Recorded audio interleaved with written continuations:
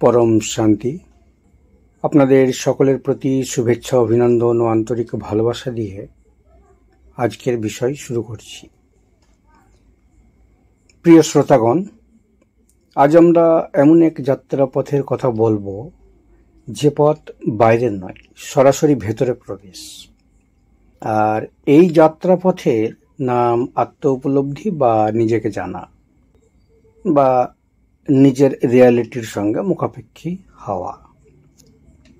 ন্যূনত থেকে অনন্ত, যুগ থেকে যুগান্তর মানুষ সারা জীবন খুঁজে আসছে সুখ কোথায়, শান্তি কোথায়, আর মুক্তি বা কোথায়।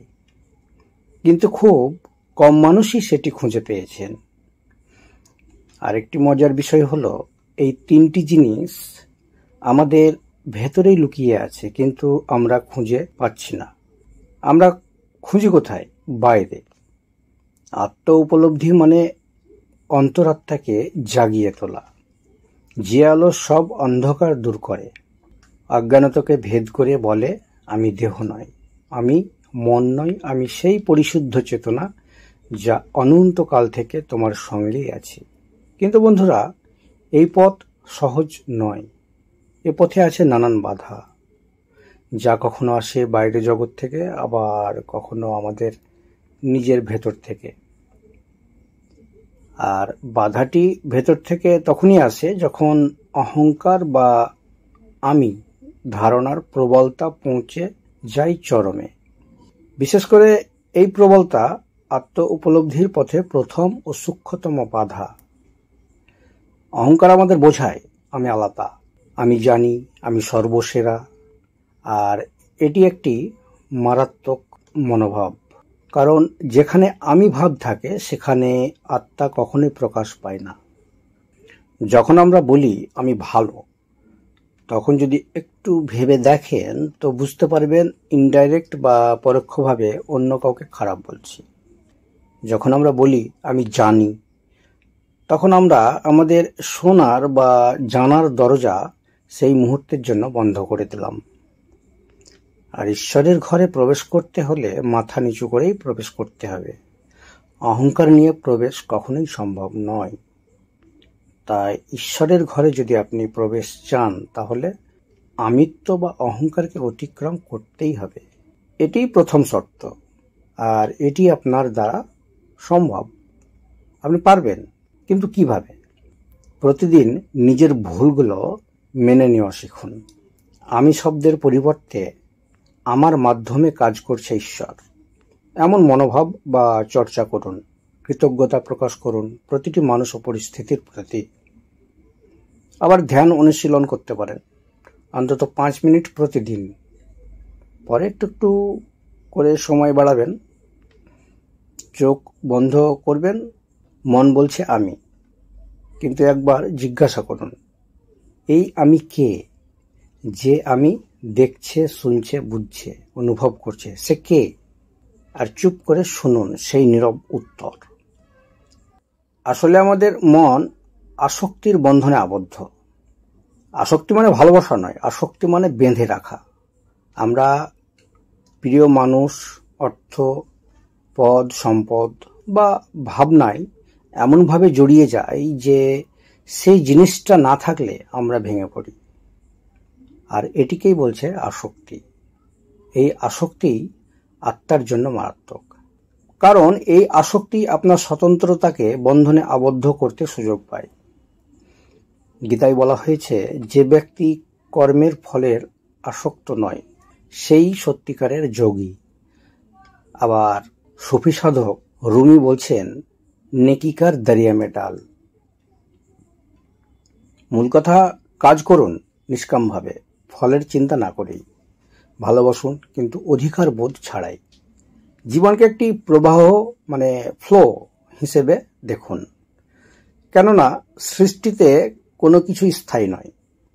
সৃষ্টিতে যা কিছু আছে সব টেম্পোরারি। একটি পাখি যেমন আকাশে ওড়ে, গাছে বসে বিশ্রাম নেয়, কিন্তু পাখি কখনো নিজেকে গাছের মালিক ভাবে না। তেমনি আমাদেরও উচিত জগতে থাকা, কিন্তু কোনো বিষয়ের প্রতি আসক্ত না হওয়া। আসলে কি জানেন, আমাদের মন ভীষণভাবে অস্থির, অন্তর চঞ্চলতায় পরিপূর্ণ। কখনো দেখবেন মন এক মুহূর্তে শান্ত, আবার আর এক মুহূর্তে অস্থির। আর এই অস্থিরতাই আত্মাকে আড়াল করে রাখে। গীতায় শ্রীকৃষ্ণ অর্জুনকে বলেছিলেন, অস্থির মনকে শাসন করা কঠিন, কিন্তু সাধনা ও বৈরাগ্য দ্বারা তা অনায়াসে সম্ভব। আপনি প্রতিদিন নিয়ম করে ধ্যান করুন, আর ধ্যানের মাঝে যে চিন্তাগুলো আপনার মন মস্তিষ্কে উৎপত্তি হবে সেগুলিকে দেখুন। চিন্তা এসেছে, চলে যাবে, কিন্তু চিন্তাগুলোকে দমন করবেন না, একদম দমন নয়, পর্যবেক্ষণ করুন। প্রকৃতির সান্নিধ্যে সময় কাটাবেন, পারলে নীরবতা চর্চা করুন। দেখবেন ধীরে ধীরে অনেক বাধা আপনার কেটে গেছে। তবে আরো একটি বড় বাধা আছে, সেটি হলো অজ্ঞানতা। নিজেকে দেহ ও মন বলে ভুল বোঝা। এই অজ্ঞানতা থেকেই জন্ম নেয় ভয়, আসক্তি, ক্রোধ ও দুঃখ। এছাড়া আরো একটি বিশেষ বাধা হলো তামসিক তন্দ্রা। জানি সব, কিন্তু করি না কিছুই। ধ্যান করব ভাবি, কিন্তু অলসতা ঘিরে ফেলে। আজ থাক, কাল থেকে শুরু করব। এই যে আমাদের প্রবণতা, আর এই কাল কখনোই আসে না। সেজন্যই সমস্যা আবার নিয়ে আসে মন মাঝে অস্থিরতার ধারা। তাহলে প্রশ্ন হচ্ছে, এই সমস্যা অতিক্রমের উপায় কি? উপায় আছে, অবশ্যই আছে। কিছুটা তো নিজের সঙ্গে কম্প্রোমাইজ করতেই হবে। তো কি করবেন? নিয়মিত আত্মবিচার, আমি কে, এই প্রশ্ন করুন। এই প্রশ্নটা আধ্যাত্মিকতার ধারায় খুবই গুরুত্বপূর্ণ একটি প্রশ্ন। আমি কে? প্রতিদিন নির্দিষ্ট সময় নির্ধারণ করুন। সেই নির্ধারিত সময়ে ধ্যান অভ্যাস করুন। গুরুর বা সৎসঙ্গের আশ্রয় নিন।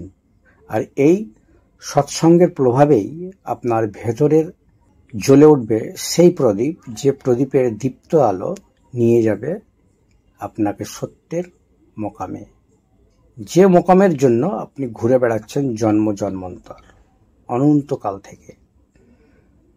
আর তখনই অন্তরের জাগরণ ও সমাপ্তি। আপনার অহংকার বিলীন হবে, মন শান্ত, ভয় মুছে যাবে। আর ঠিক তখনই আত্মা নিজেকে প্রকাশ করে। এ এক অদ্ভুত শান্তি ও প্রেমের অনুভব নিয়ে আসে। সেই সময় আপনি অনুভব করবেন আপনি আর সীমাবদ্ধ দেহ নয়, আপনি সেই অসীম চেতনা যা সবকিছুর মধ্যে বিরাজমান। আপনি যদি নিজেকে চিনেন, তবে ঈশ্বরকে চিনলেন। আত্ম উপলব্ধির পথে প্রতিটি বাধাই আসলে আমাদের জন্য শিক্ষা। যতবার বাধা অতিক্রম করবেন, ততবার আপনি সত্য আলোর নিকট পৌঁছাবেন। তো প্রিয় শ্রোতাগণ, শেষে শুধু এই প্রার্থনাই থাকুক, হে আত্মা, আমাকে চিনতে দাও। আমার অহংকার, ভয় ও অজ্ঞানতার পর্দা সরিয়ে দাও। আমি যেন তোমার মধ্যে বিলীন হতে পারি। তো এই বলে আজকে আমার বক্তব্য শেষ করলাম।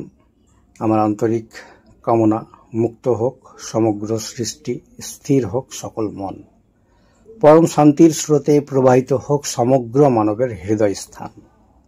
পরম শান্তি।